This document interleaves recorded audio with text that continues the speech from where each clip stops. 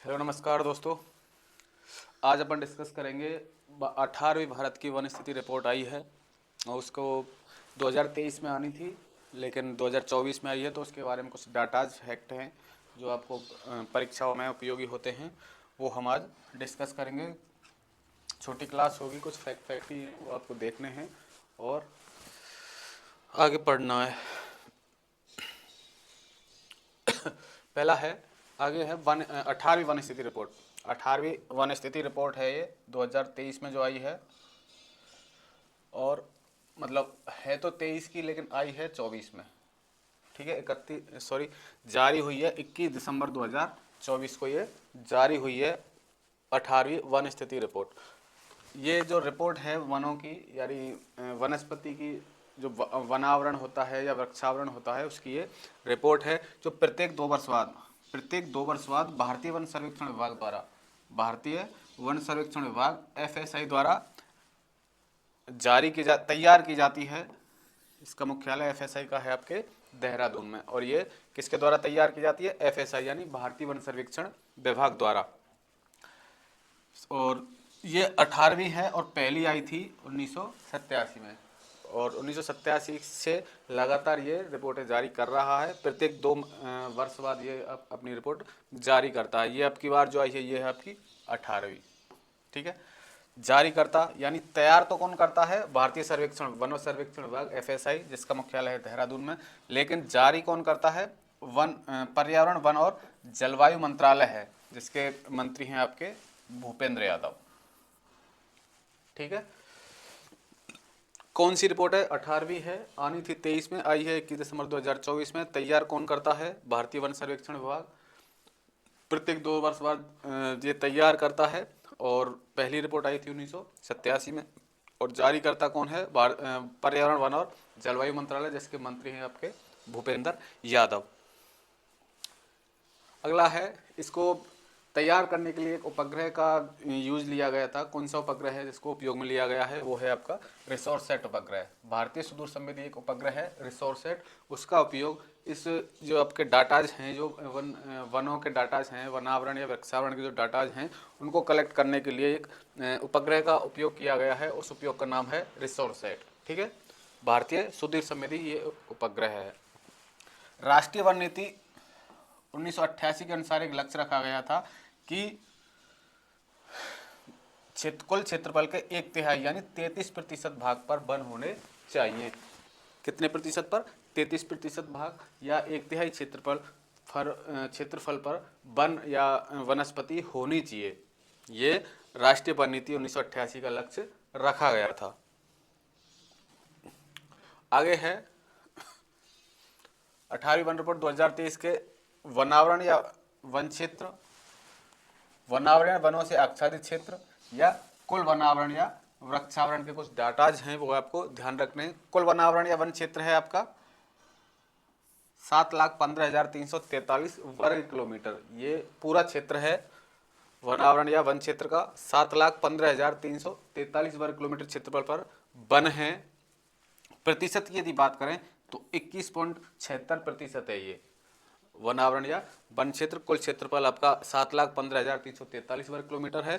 प्रतिशत की यदि बात करें 21.76% है। इसमें वृद्धि जो हुई है वो हुई है 156 वर्ग किलोमीटर की।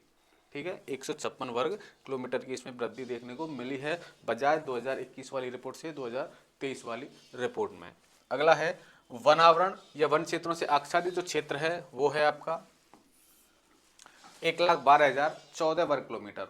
1,12,014 वर्ग किलोमीटर क्षेत्र है जो कि वनावरण या वनों से आच्छादित है। प्रतिशत की यदि बात करें तो 3.41% है ये, और वृद्धि इसमें देखने को मिली है कितनी?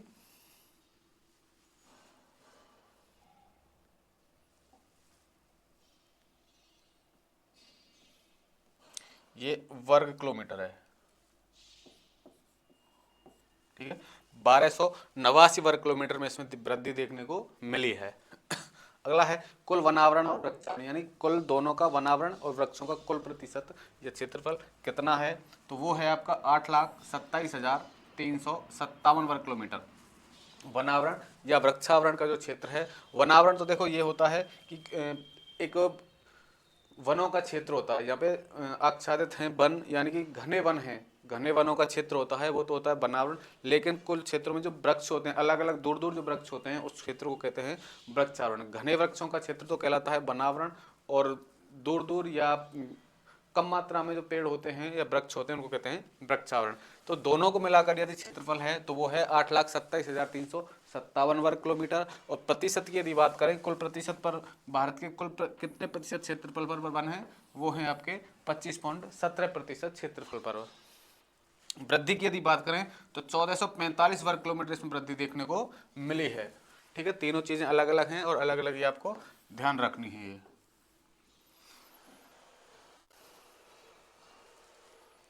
अगला है, दोनों की तुलना है। 2021 की जो रिपोर्ट थी 17वीं और 2023 की जो रिपोर्ट है 18वीं, इन दोनों की तुलना है।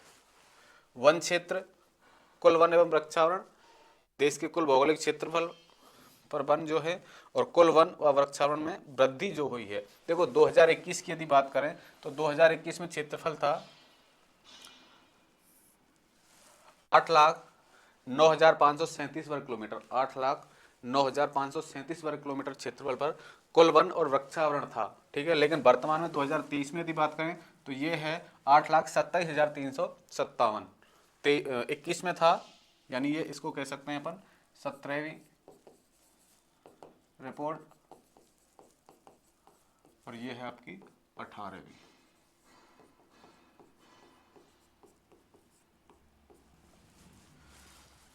सत्रहवीं में या 21 में कितना क्षेत्रफल था? 8,09,537 वर्ग किलोमीटर, और 23 में है 8,27,357 वर्ग किलोमीटर। बात करें कुल क्षेत्रफल की तो 21 में तो था 24.62 वर्ग किलोमीटर, सॉरी प्रतिशत, 24.62% क्षेत्रफल पर वन थे 2021 की वन रिपोर्ट के आधार पे, और 2023 की वन रिपोर्ट के आधार पर 25.17% क्षेत्रफल पर वन है। 23 में 24.62, और सॉरी 21 में 24.62, 23 में 25.17%।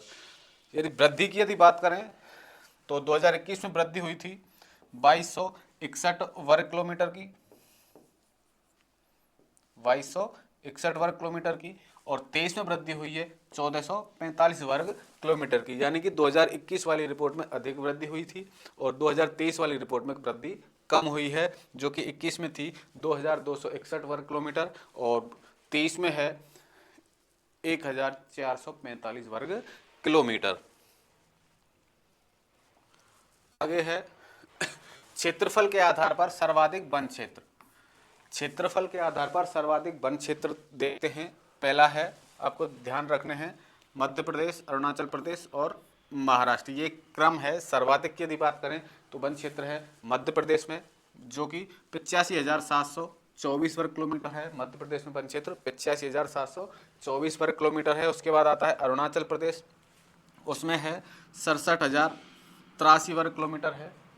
और तीसरा है महाराष्ट्र, 65,383 वर्ग किलोमीटर है। क्रम ध्यान रखना है, महाराष्ट्र, मध्य प्रदेश, अरुणाचल प्रदेश और महाराष्ट्र, मध्य प्रदेश, अरुणाचल प्रदेश और महाराष्ट्र, ये है वन क्षेत्र के आधार पर। ठीक है, अब बात करते हैं क्षेत्रफल के आधार पर वनावरण वाले राज्य। ये थे वन क्षेत्र वाले राज्य, ये हैं वनावरण वाले राज्य। तो वनावरण में क्रम ध्यान रखना है, मध्य प्रदेश, अरुणाचल प्रदेश और छत्तीसगढ़। मध्य प्रदेश और अरुणाचल प्रदेश तो सेम है, लेकिन वन क्षेत्र में महाराष्ट्र है तीसरे नंबर पे और वन आवरण में छत्तीसगढ़ है तीसरे नंबर पे। मध्य प्रदेश में यदि वन आवरण वाले क्षेत्र की बात करें तो वो है 77,033 वर्ग किलोमीटर। अरुणाचल प्रदेश में है 65,882 वर्ग किलोमीटर और छत्तीसगढ़ में है 55,812 वर्ग किलोमीटर। दोनों चीज़ें अलग अलग हैं। वन क्षेत्र की यदि बात करेंगे तो मध्य प्रदेश, अरुणाचल प्रदेश और महाराष्ट्र आएगा, और वनावरण वाले राज्यों की यदि बात करेंगे तो मध्य प्रदेश, अरुणाचल प्रदेश और छत्तीसगढ़ आएगा। ठीक है, तीनों चीजें, दोनों चीजें अलग अलग हैं। अगला है वनावरण व वृक्षावरण में सर्वाधिक वृद्धि वाले राज्य, यानी कि किन किन राज्यों में सर्वाधिक वृद्धि हुई है, वो बात करेंगे वनावरण और वृक्षावरण में। देखो छत्तीसगढ़ में सर्वाधिक वृद्धि हुई है 684 वर्ग किलोमीटर। छत्तीसगढ़ में सर्वाधिक वृद्धि हुई है कितनी? 684 वर्ग किलोमीटर। उत्तर प्रदेश में वृद्धि हुई है 559 वर्ग किलोमीटर और उड़ीसा में वृद्धि हुई है 559, यानी कि दोनों में, उत्तर प्रदेश और उड़ीसा में दोनों में समान वृद्धि हुई है 559 वर्ग किलोमीटर। तो तीनों का क्रम ध्यान रखना है, छत्तीसगढ़, उत्तर प्रदेश और उड़ीसा। छत्तीसगढ़, उत्तर प्रदेश और उड़ीसा। सर्वाधिक का ध्यान रख सकते हो आप, छत्तीसगढ़ 684 वर्ग किलोमीटर। उसके बाद है केवल वनावरण में वृद्धि वाले राज्य। ये तो थे दोनों, वनावरण और वृक्षावरण में, और यहाँ पे हैं वनावरण में। वनावरण की बात करें तो मिजोरम, गुजरात और उड़ीसा। यहाँ पे है छत्तीसगढ़, उत्तर प्रदेश और उड़ीसा। यहाँ पे है मिजोरम, गुजरात और उड़ीसा। तीसरे नंबर पे दोनों में क्या है, उड़ीसा है। मिजोरम की यदि बात करें 242 वर्ग किलोमीटर की वृद्धि हुई है। गुजरात की यदि बात करें 180 वर्ग किलोमीटर की वृद्धि हुई है। उड़ीसा की यदि बात करें 152 वर्ग किलोमीटर की वृद्धि हुई है। वनावरण और वृक्षावरण में वृद्धि वाले राज्य हैं छत्तीसगढ़, उत्तर प्रदेश और उड़ीसा।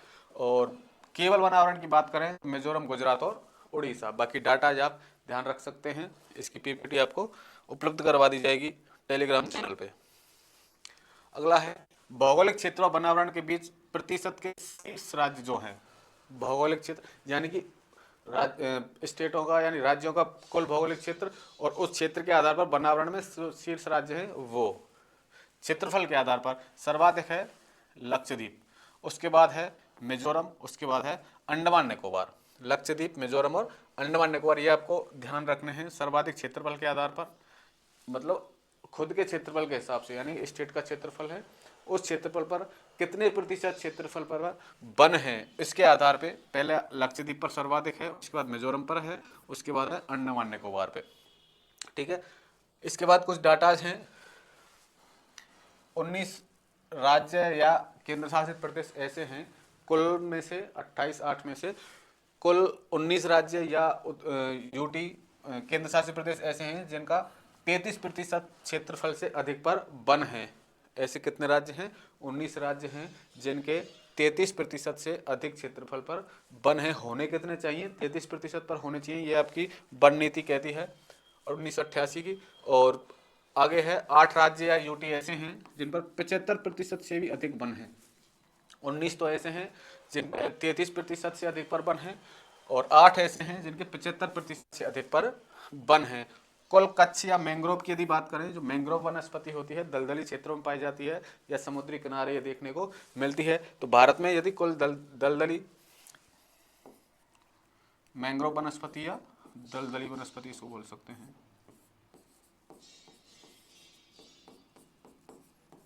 कितने क्षेत्रफल पर है? 4992 वर्ग किलोमीटर क्षेत्रफल पर। ये कई बार पूछा गया है कुल मैंग्रोव वन कितने हैं भारत में, तो आपको ध्यान रखना है 4992 किलोमीटर क्षेत्रफल पर हमको ये वनस्पति देखने को मिलती है। 19 राज्य यूटी में 33% से अधिक हैं, 8 राज्य यूटी में 75% से अधिक हैं, और कुल कच्छ या मैंग्रोव वनस्पति 4992 वर्ग किलोमीटर पर देखने को मिलती है। तो ये कुछ डाटाज थे आपके 18वीं वन रिपोर्ट के, जो कि 2024 में आई है। 2023 में आनी थी, लेकिन आई है 2024 में। तो ये डाटा आप ध्यान रख सकते हो, आपकी आने वाली सभी परीक्षाओं में इससे क्वेश्चन पूछा जाएगा। ठीक है, तो मिलते हैं आपसे अगली क्लास में, तब तक के लिए थैंक यू। ज़्यादा से ज़्यादा वीडियोज़ को शेयर करें और अपने दोस्तों को भी बताएं। हमारे इस चैनल पे फ्री ऑफ कॉस्ट आपको ज्योग्राफी की क्लास हैं, फ्री ऑफ कॉस्ट आपको ज्योग्राफी के नोट्स उपलब्ध करवाए जा रहे हैं, जो कि आप हमारे टेलीग्राम चैनल से प्राप्त कर सकते हैं। डिस्क्रिप्शन में आपको टेलीग्राम का लिंक मिल जाएगा, वहाँ पे जाके टेलीग्राम चैनल ज्वाइन करें और नोट्स और क्लासों की लिंक आपको वहाँ पे मिलती रहेगी। ठीक है, तो ज़्यादा से ज़्यादा शेयर करें, और अपनी यदि कोई क्वेरीज हो तो हमको कमेंट में छोड़ सकते हैं, या हमारे जो नंबर आपके सामने स्क्रॉल हो रहा है उस नंबर पे भी आप कांटेक्ट कर सकते हैं। तो मिलते हैं आपसे अगली क्लास में, तब तक के लिए थैंक यू।